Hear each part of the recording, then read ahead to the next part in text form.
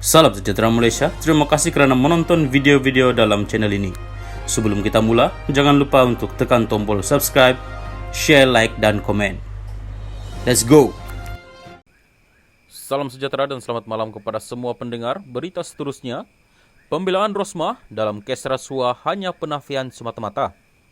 Kuala Lumpur, pembelaan Datin Sri Rosmah Mansor dalam perbicaraan kes rasuahnya membabitkan projek tenaga solar untuk 369 sekolah luar bandar di Sarawak adalah penafian semata-mata dan gagal menimbulkan keraguan dalam kes itu, kata pihak pendakwaan. Pihak pendakwaan berkata, mereka telah membuktikan kes terhadap ketiga-tiga pertuduhan melampaui keraguan munasabah terhadap Rosmah yang merupakan isteri kepada bekas Perdana Menteri Datuk Seri Najib Tun Razak. Kes pembelaan boleh diringkaskan seperti berikut bahawa tertuduh Rosmah adalah mangsa kepada konspirasi yang telah menyebabkan beliau didakwa dan dalang sebenar adalah Datuk Rizal Mansor, Datuk Seri Madzir Khalid, Tan Sri Madina Muhammad, Datuk Sri Alisa Ahmad, Rayyan Razwil Abdullah dan Saidi Abang Samsudin yang merupakan saksi pendakwaan yang memberi keterangan terhadap Rosmah.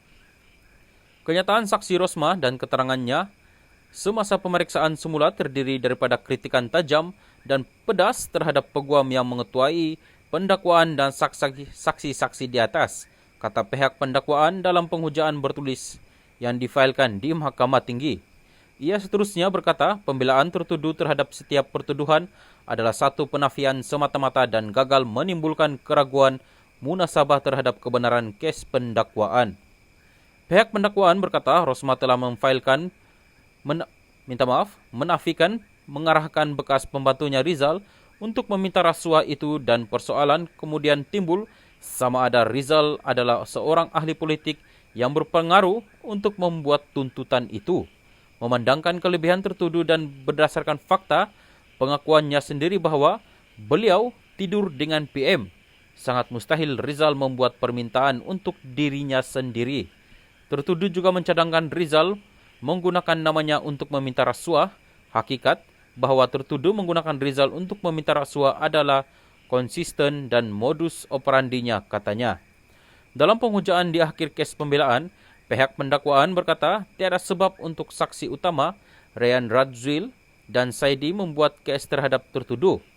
Mengapa Rayyan Razwil, Saidi dan Rizal bersekongkol untuk mengenakan tertuduh?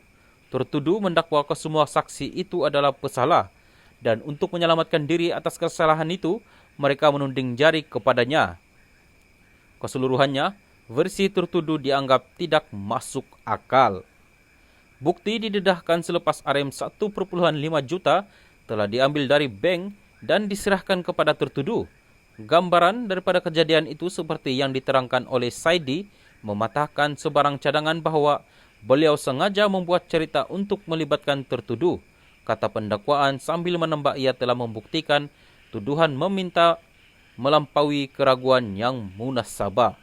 Pada 23 Februari lalu, pihak pembelaan menutup kes selepas memanggil dua saksi, Rosmah dan bekas pengarah bahagian First Lady of Malaysia FLOM, Datuk Seri Siti Aziza Sheikh Abod. Hakim Mahkamah Tinggi Mohammed Zaini Mazlan menetapkan 5 April untuk mendengar penghujaan lisan daripada pihak pendakwaan dan pembelaan. Pada 18 Februari tahun lepas, Rosmah, 70, diperintah membela diri atas 3 pertuduhan itu selepas pihak pendakwaan berjaya membuktikan kes prima facie terhadapnya. Beliau menghadapi satu pertuduhan meminta 187.5 juta ringgit dan 2 tuduhan menerima rasuah berjumlah RM6.5 juta ringgit daripada bekas pengarah urusan Jepak Holdings Saidi. Suapan itu didakwa diterima melalui Rizal sebagai upah membantu Jepak Holdings mendapatkan projek bersepadu sistem solar hybrid serta penyelenggaraan dan operasi genset atau diesel bagi 369 sekolah luar bandar di Sarawak bernilai RM1.25 bilion ringgit secara rundingan terus daripada Kementerian Pendidikan.